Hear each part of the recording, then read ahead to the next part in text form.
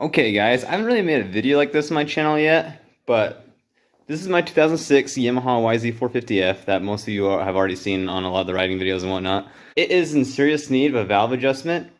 Instead of taking like 1 or 2 kicks on a cold start to start up, this bike is taking me like 4 or 5. So that's definitely a sign that the valves inside the cylinder head here need to be re-shimmed. So I got my shim kit up there, and then over here I got my specs written down. These are the specs that like the clearance I actually need to have the valves at.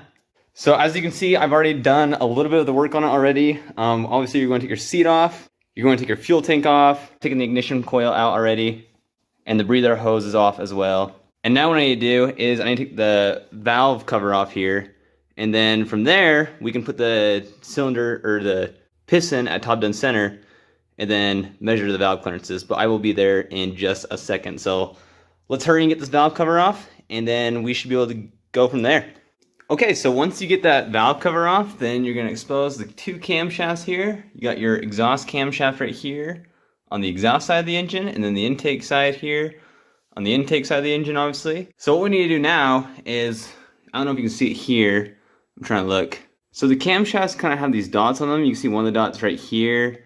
I'm not sure where the other ones are, but we need to line them up so that we have 2 dots like on each camshaft on level with this surface right here. And then we need the other 2 dots to like point up on the top of the camshafts. So we're gonna do that by coming down here to the bottom end, and we gotta take off this flywheel cover and this cover right here that we can use to adjust, turn the motor over, because to check the valve clearances on this engine, we gotta have the engine at top dead center. So let's hurry and get that adjusted, and then I will see you guys there. Alright guys, so I just used a 17mm socket here, deep socket right here, to just turn the motor over until you can't really see it, but there's a little line on the flywheel that you want lined up with this tick mark right here. It's kind of like notched in that little groove right there. And the camshafts, we got on the exhaust cam right here, we got a dot facing up, and then a dot level with the cylinder head right here. And on the intake, we got the same thing, we got a dot facing up, and a dot right here. You probably can't see it very well because of the shadow, but a dot level with the cylinder head right here. So that tells us that the engine's now at top dead center, and that means we can get these valve clearances measured. Alright guys, I just used my feeler gauge here to check all these clearances, and I found the weirdest results ever. So I got this little sheet here to record my exhaust and intake clearances. It's a 5-valve Yamaha, so I got 3 intake valves, 2 exhaust valves.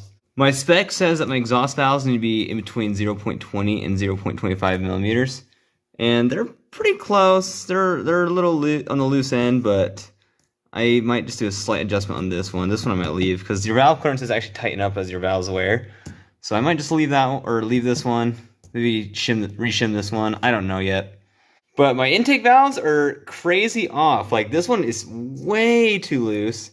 This one's a little bit too tight, and this one's like too loose too. I don't know who shimmed these last or who did these last, but I'm not exactly sure what happened. I don't know if they just adjusted these two like way too loose and just didn't do anything with this one, so it got like really tight, and then these ones are just way off. But they definitely need to be re-shimmed because my the Yamaha calls for 0.10 to 0.15 millimeters on those clearances, and that one's way too big, a little bit too big, or actually it's still way too big, and this one's too tight. So yeah, I'm gonna get these re-shimmed, but which actually means that I need to loosen this cam chain right here, and then I gotta pull the camshafts off, get the buckets out, and then measure the shims that are in them right now. And to do that, I'm sorry for the lighting, but you gotta take, this is the timing chain tensioner right here.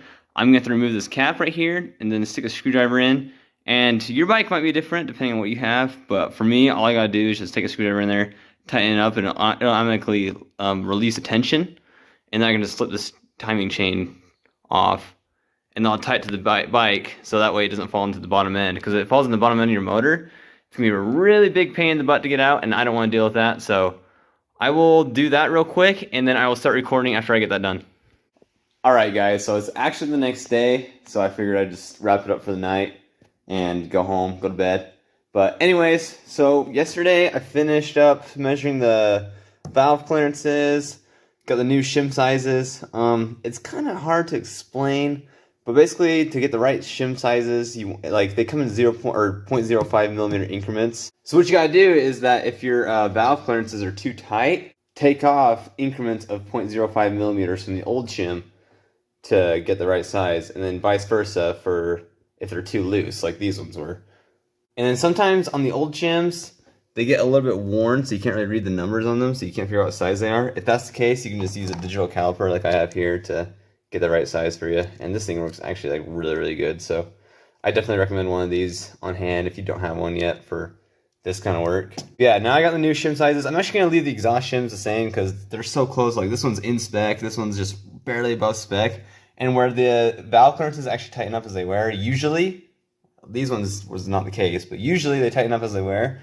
I'm just gonna leave those. They're pretty close. And now on the Yamaha service manual, what they call for is that down here on the cylinder head, I've put this molybdenum disulfide, I don't know how you pronounce it, grease on each of the valve stem ends. You want to have that on, then you can put the shim on there, put the valve bucket on there, and then once I get to that point, I think I will start recording then. Okay guys, so the new shims are installed, the buckets are reinstalled. So now I think all I need to do is we need to reinstall the camshafts real quick, double check the clearances to make sure I got it all right, and then after that, we just need to reassemble the whole bike once again, and then we should be good to fire it up and see if I did it right. Okay guys, just a quick progress update. I got the new valves and the new shims installed. The exhaust valves are still good. My intake valves are still just a little bit off. So I have the new measurements written down here.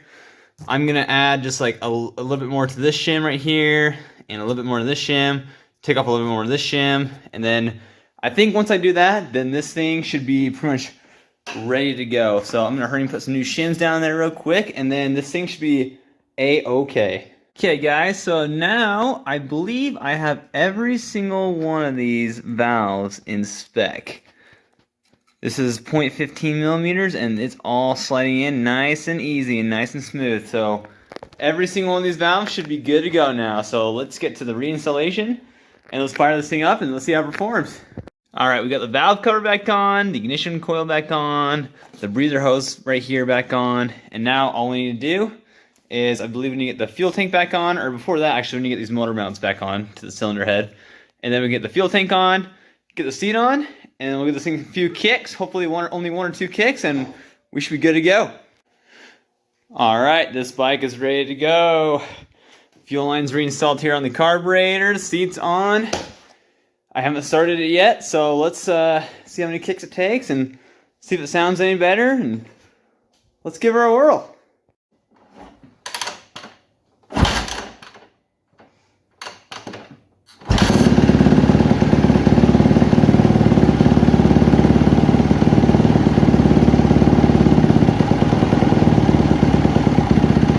Well, she runs. Actually sounds a lot better too, not gonna lie. So I think I did it right. Let's give her a few burps, see how she sounds.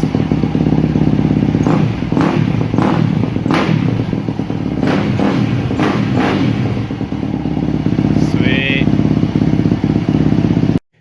Anyway guys, I think that's all I have for this video. I don't know whether to call it like a tutorial, a how-to, or kind of just like a short demo of how I adjusted the valves on this bike.